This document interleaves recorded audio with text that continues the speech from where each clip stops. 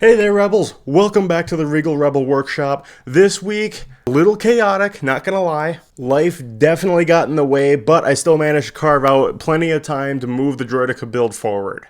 Between sanding, priming, and a few creative workarounds, we've actually made more progress than it looks like on the surface. I even managed to get progress made on a little side project that I'm doing for my young Padawan's birthday coming up, so bonus dad points, I know. So it may not look like the most productive week ever, but it's still a win. Every coat of primer gets us one step closer to finishing this project, and at this point it really is going to go to the Nerd and Outcon in primer, but that's just the way it goes. I wasn't going to be able to fully finish the paint job anyway. So without further ado, Rebels, let's get right into this build. This week, I finally got to spend some time prepping the main body of the Droideka. And honestly, it felt so good to get my hands back on this thing. I started with sanding, nothing too fancy, just working over all the major surfaces to smooth out those glue joints and rough up the rest so the primer can actually grip properly. If you've ever painted a 3D print, you know a good base makes all the difference in the world, especially when it comes to metallic surfaces. Now, I don't really have a stand or a rig to prop the body up for painting, so I had to get a little bit creative, just like I always do. I decided to start by painting the bottom half first, let that dry, and then shift it from there. Not the most elegant method, but hey, it gets the job done when you're in a pinch.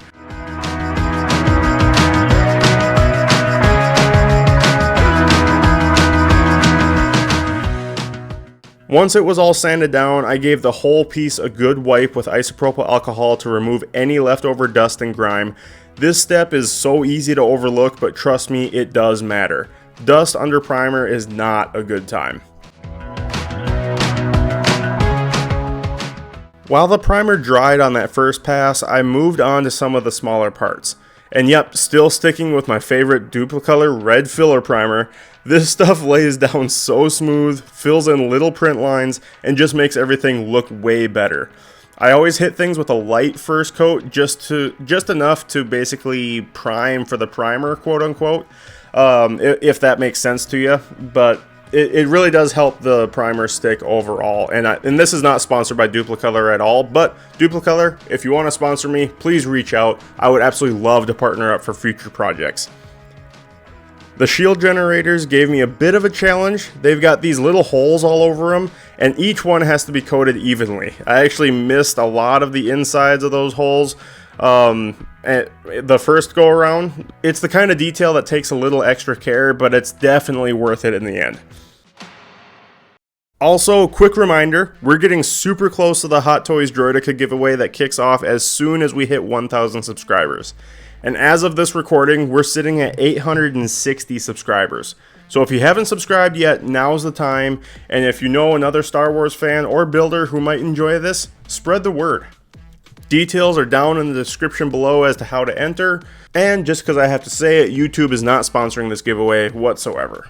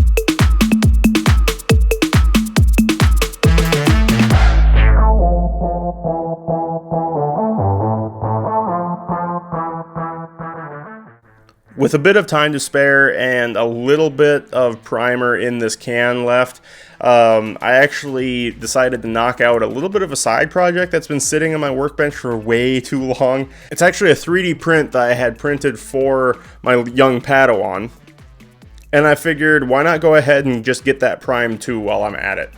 Hoping to have it fully painted in time for his birthday, so stay tuned for that little side quest. Once that was drying, I actually circled back to our main event and gave the main body another light coat just to cover a few missed spots and smooth things out.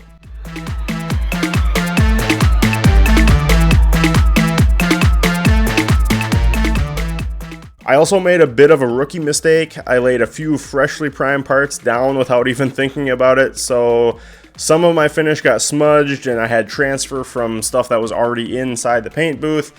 Yeah, it's just part of the process. It's not ideal, but it's nothing I can't clean up later. Then I moved on to some new pieces, the spine and upper neck.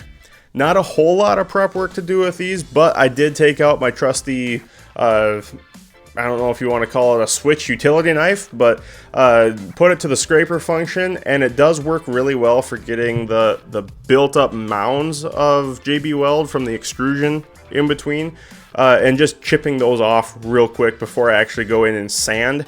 It saves a lot of time with that.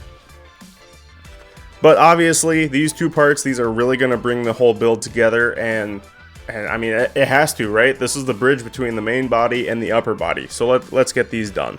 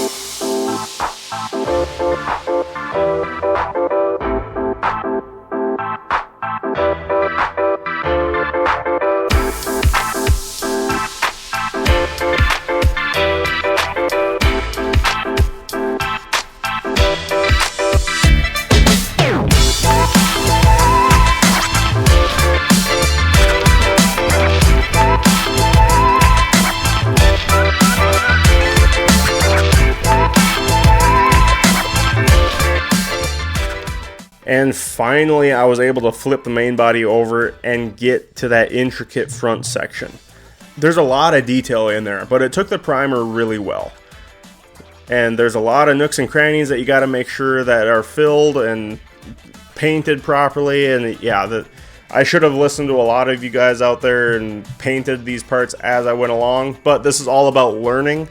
And I was just kind of in a time crunch to actually get this built for this Comic-Con that I'm going at. Otherwise, I would have attacked it a little differently. But, c'est la vie.